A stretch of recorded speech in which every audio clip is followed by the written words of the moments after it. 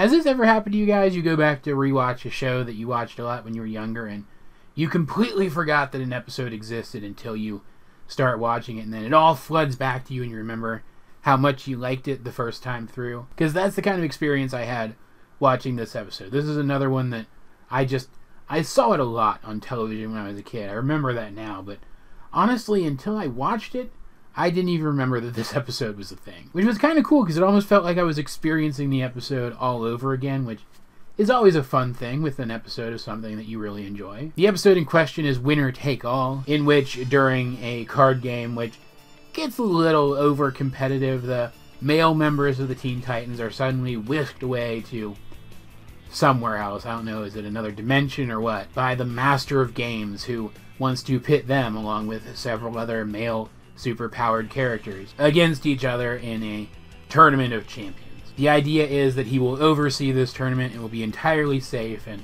a friendly competition where they can try to best each other and prove which of them is the greatest. And this episode is super cool for a few reasons. We are reintroduced to some familiar faces and introduced to some characters who will return to the show later and play major roles.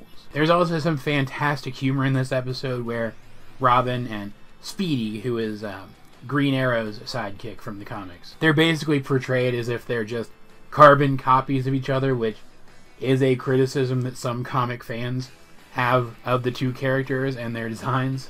So that was pretty funny. And just like in the card game that they were playing at the top of the episode, it's the competitiveness of these characters which almost leads to their downfall when it turns out that this Game Master character is entrapping any of the contestants who lose in the amulet that he wears around his neck so that he can utilize their powers for himself. Cyborg starts to suspect that something's up when Beast Boy loses one of his matches, and even though the Game Master claims that he was sent home, Cyborg just wants to check, and Robin thinks that Cyborg is trying to trick him in some way so that he will have a better shot in the tournament, and so doesn't go along with it. He doesn't investigate. And so when Robin wins the competition overall, it comes down to Robin one-on-one against this guy who has all of the powers of all of these 7 other superpowered characters. I'd say heroes, but Gizmo's there and he's not a hero. But Robin does manage to fend this guy off long enough to knock everybody else out of the amulet and defeat the Game Master,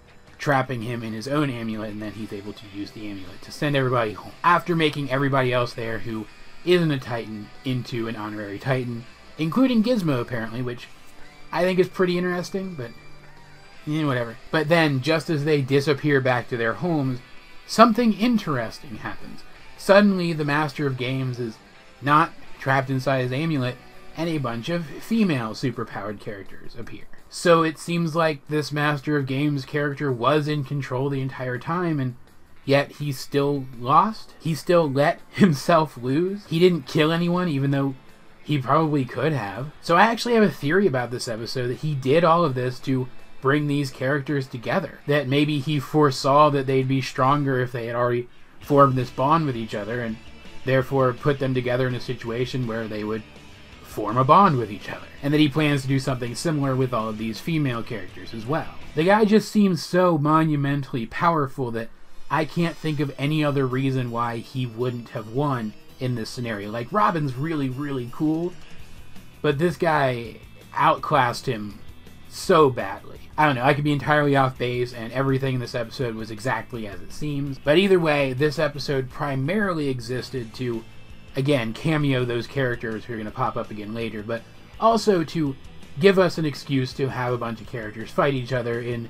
some pretty creative and exciting action scenes, which were honestly the highlight of the thing. Like, there's good humor here, even beyond the Robin and Speedy stuff, but the action set pieces were really where this episode shone the brightest. But there's not much more to say about this episode. It was a little bit of foreshadowing sprinkled into what is otherwise pretty much just filler, but it is really enjoyable for what it is, and if for some reason you haven't seen this episode and are a fan of this show, you definitely should watch it. And if you have seen this episode, but like me, you hadn't seen it for a while, let me know, was this episode more memorable for you than it was for me?